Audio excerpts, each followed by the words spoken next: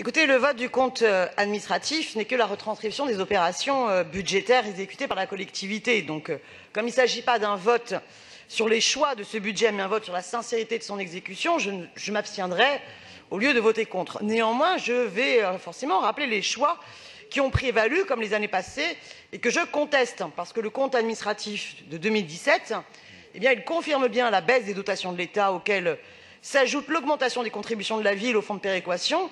Et au total, ces mesures austéritaires ont privé Paris de 1,2 milliard de ressources depuis 2010, sans oublier les 1,3 milliard d'euros de dette de l'État à Paris que M. Delanoë réclamait sous Sarkozy et dont vous avez décidé d'effacer l'ardoise.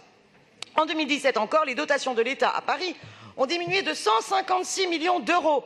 Si l'on cumule avec la péréquation, cela fait 184 millions d'euros en moins en 2017 par rapport à 2018. Mais jusqu'à quand va donc nous conduire cette fuite en avant dans l'impasse de l'austérité? Côté investissement, la ville, finalement, a peu recours à l'emprunt. Sa capacité de désendettement est de 9 ans, alors que la norme prévue, par exemple, dans la loi de programmation des finances publiques pour les années de 2018 à 2022, que vous soutenez, est de 12 ans. Pourtant, il y aurait tant à investir.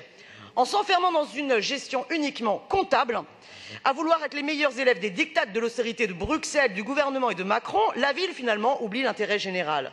Parce que vous oubliez d'investir réellement dans la transition écologique. Le classement des villes européennes en matière de mobilité et de qualité de l'air, réalisé par Greenpeace, montre que Paris est à la traîne. Le bilan des 3 mandatures est un échec. Il faut recourir à un emprunt bien plus conséquent pour investir de manière plus importante dans l'aménagement du territoire, réduire les distances domicile-travail, passer véritablement aux énergies renouvelables, soutenir beaucoup plus les transports non polluants. Et en voulant à tout prix limiter les dépenses d'investissement, la ville néglige également à s'engager pour inverser l'évolution du peuplement de Paris en tant que tel, qui devient un peu plus chaque année une ville réservée aux plus riches qui se gentrifient. Je terminerai. Situation côté fonctionnement, les choses continuent à se dégrader, c'est toujours l'éternel redéploiement, réorganisation des administrations et sous-effectifs et précarité, avec tous les échecs successifs à l'externalisation aux entreprises privées, là où la municipalisation permettrait en plus d'économiser de l'argent. Voilà, j'en termine là parce que j'ai déjà dépassé mon temps. Je vous remercie.